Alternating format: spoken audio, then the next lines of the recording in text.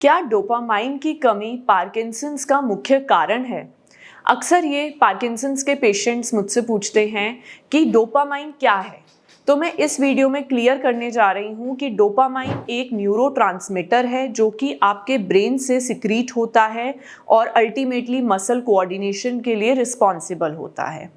दूसरा, डोपामाइन एक happy hormone भी है, यानी कि आपके माइंड की प्रॉपर फंक्शनिंग के लिए, आपके कॉग्निशन को मैनेज करने के लिए, इन चीज़ों के लिए भी डोपामाइन बहुत ज़्यादा इम्पॉर्टेंट सिक्रीटरी एलिमेंट है जो कि ब्रेन के सब्सटेंशिया नाइग्रा नाम का एक हिस्सा होता है, उससे बनता है।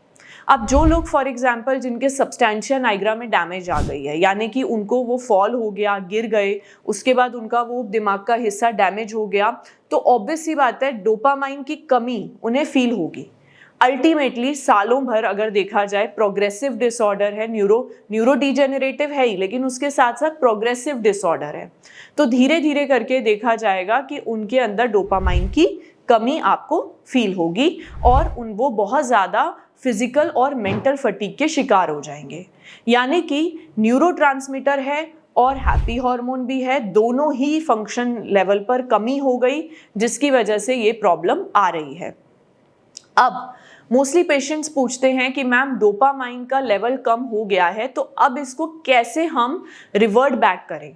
तो इसमें मैं आपको एक चीज़ क्लियर कर देती हूँ कि जो न्यूरॉन्स हमारे डैमेज हो चुके हैं, ब्रेन का कुछ हिस्सा ऐसा है जिसमें कुछ न्यूरॉन्स आपके डैमेज हो चुके हैं, तो ऐसे केस में उन न्यूरॉन्स को हम वापस नहीं ला सकते, लेकिन इतना ज़रूर किया जा सकता है कि जो न्यूरॉन्स ऑलरेडी बचे हुए हैं, यानी कि प्रिजर्व्ड हैं, तो उनको हम आगे जाके कोशिश करेंगे कि उनको इनफ नरिशमेंट मिले, न्यूट्रिशन मिले, इनफ ऑक्सीजन मिले, कैसे भी वो न्यूरॉन्स प्रिजर्व्ड रहें।